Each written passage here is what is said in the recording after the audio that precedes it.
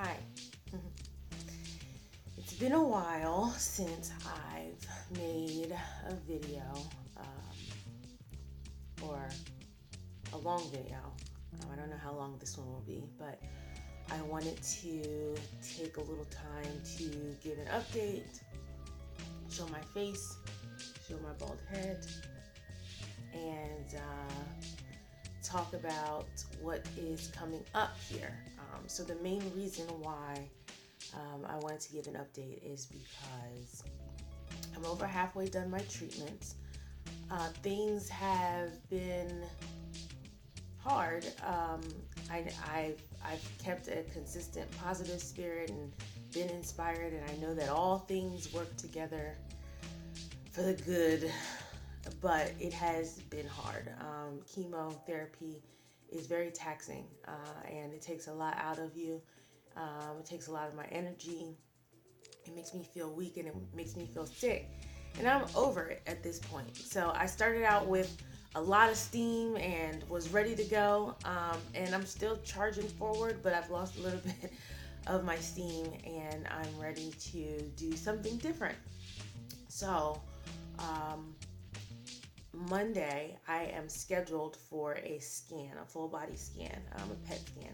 So I talked to my doctor last Monday when I had my 8th treatment, and I tried to convince him to let me do my scan the next day, but they need to make sure that the inflammation has gone down in my body after I have had a chemo treatment before I can be scanned to see where we are.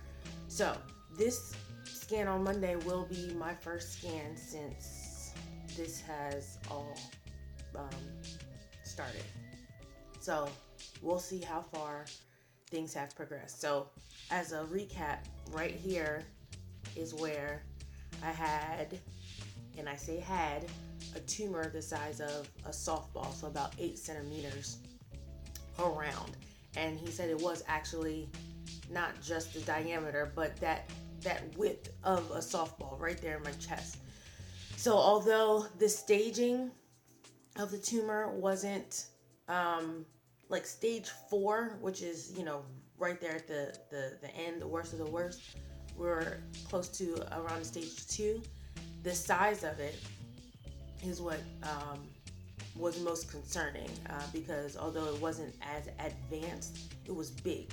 And so with it being that big, that's why they scheduled me for 12 rounds of chemo. So what we want to find out with the scan is, 1, to make sure there's still nothing else anywhere else in my body, but 2, to see how much of the mass has gone away, and to see if we can then stop chemo and then just clean up the rest of it with radiation. That is my wish and my prayer. So it's funny, when all this started, I just put total faith and trust in God. And I just knew that He would take care of everything. And that was that. Like I had, my initial moment of fear, but then I let that out of my head and I really decided to put total faith in God that He would see me through this thing. What I didn't do, which is so weird, is actually pray about it. I mean, I talked about it and I did put my faith in God, but I never asked for anything. And one day I woke up realizing I didn't ask God to do anything for me. I didn't say heal my body. I didn't say take this mass out of my chest. I didn't say, don't let me feel pain. I never prayed for what I wanted. And I realized that sometimes we go through life doing that. He tells us to knock and the door shall be opened. Ask and you shall receive. And I didn't ask for anything. I just, knew in my head, which I think, it's fine. It's a good thing to have trust and faith. But I didn't ask for a specific thing. I didn't go and say, God, I really want you to. And I think part of that was because of the fear, of not knowing. I'm a person that does not like disappointment, so I don't want to set myself up. The fact that I'm even making this video about my scan on Monday is tremendous, because people that I talk to at work, they know. You know, my boss keeps saying, last week was your last chemo treatment. And I keep saying, don't say that, because I don't want to go have this scan. And then they say, no, we still have to do a little bit more chemo. And then I've got to do more chemo. And I've set myself up with the expectation that last Monday was my last treatment. So, you know, I am learning through this ordeal to have, even though I have a positive outlook, to have an outlook of positive expectation, if that makes sense. To pray for what I need, what I want, knowing that I don't deserve it. And that's probably the biggest thing. You know, I'm my hardest critic. So I don't deserve anything. I don't deserve air. I don't deserve breath. I don't deserve to wake up every morning. I am not an angel. I am not perfect, and I have not lived a perfect life. So I think part of it is that knowing that sometimes humbles me to the point where I don't ask for what I know I don't deserve. But God has given us grace. And that's what I have to learn how to accept, the grace and mercy that comes along with his favor. And I can't deny that because I see it written all over my life. And so I have to kind of propel myself forward to step into, you know, that mentality and into that environment where I expect a miracle. And that's hard for me. But all that to say, Monday, I have my scan. And I am really hoping and praying that I will be able to get some good news and not have to do chemo anymore. It just makes me sick and tired, and I'm not able to function at the level that I like to function. And I have, you know, I think I'm going to be able to, you know, clean the house or go to work and have a great day or play with the kids or go outside, and then I'm in the bed all day long.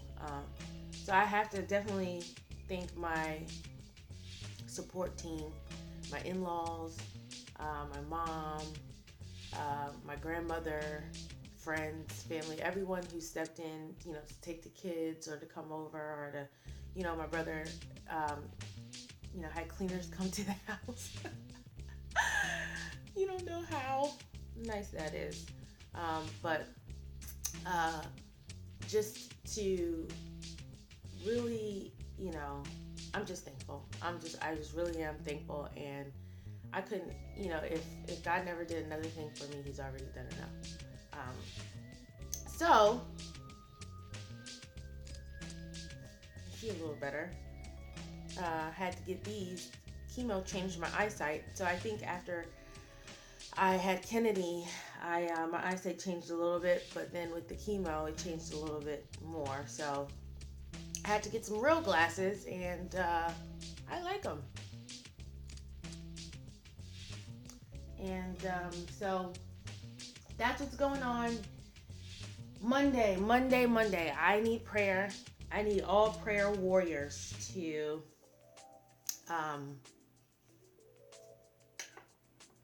let's get it popping. Let's put some requests out there.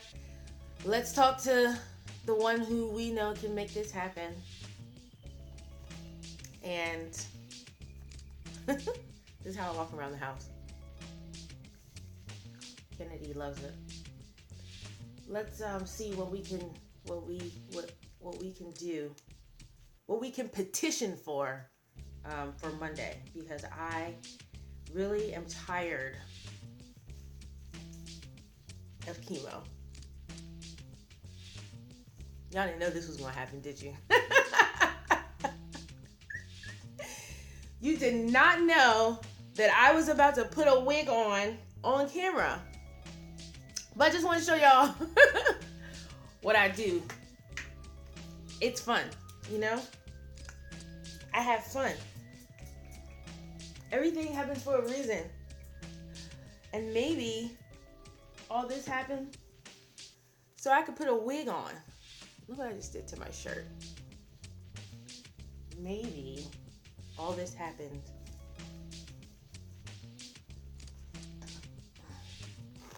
so I could play dress up.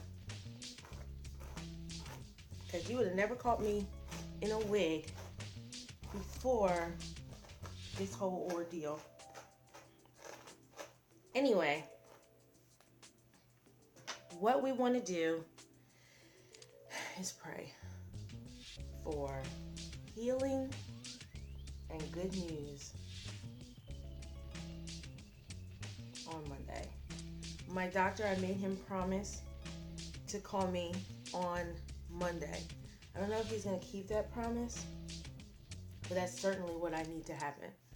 I need for him to call me on Monday to tell me what the results are of my scan.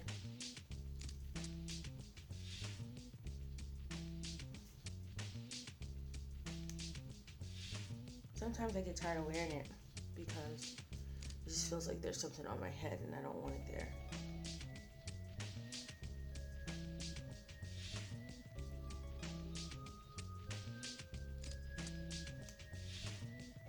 But it is cute.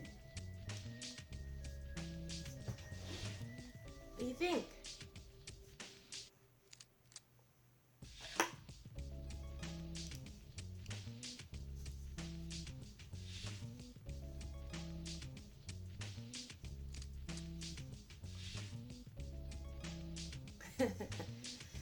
All right, so but that's what's happening in my life.